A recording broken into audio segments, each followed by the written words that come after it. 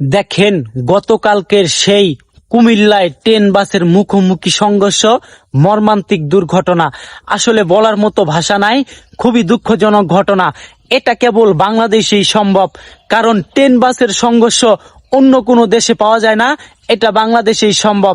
একজন গেটম্যানের অবহেলার কারণে, তার ডিউটি বাদ দিয়ে ঘুমানোর কারণে 13-14টি তাজা প্রাণ ঝরে গেল, আরো অনেক মানুষ আহত হলো। এটা খুবই দুঃখজনক, বলার মতো ভাষা নাই।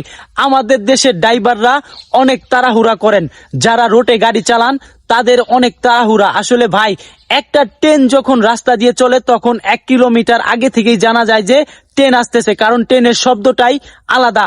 আপনি শব্দ পাওয়ার পরেও কেন আপনি রেল লাইনের উপর গাড়ি চালাতে গেলেন? এটা আসলে খুবই দুঃখজনক।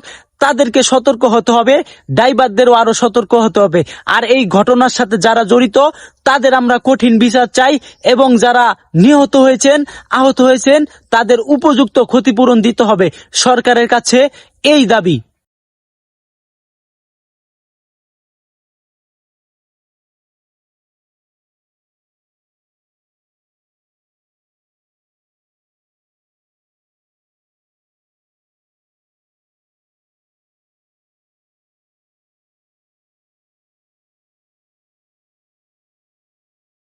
গাড়ি থেকে কিছু মানুষ আমরা দেখছি লাফ দিছে, কেউ আপনার সাইডে পড়ছে, কেউ এদিকে পড়ছে, বা কেউ আল্লাহ মাফ করে ট্রেনের চাকার নিচেও গিয়েছে যাইতে পারে।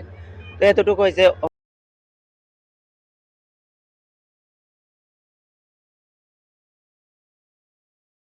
যখন মানুষজন চলে আসছে, আসার পরে লাশ সবগুলো নামাইছে, তার কত 1.5 ঘন্টা পরে পুলিশ আসছে। পুলিশ আসার পরে, পুলিশ আসার আরো আধা ঘন্টা পরে আসছে, ফায়ার সার্ভিস আর অ্যাম্বুলেন্স, এগুলা মানে 2 ঘন্টার ভিতরে সবকিছু আইছে।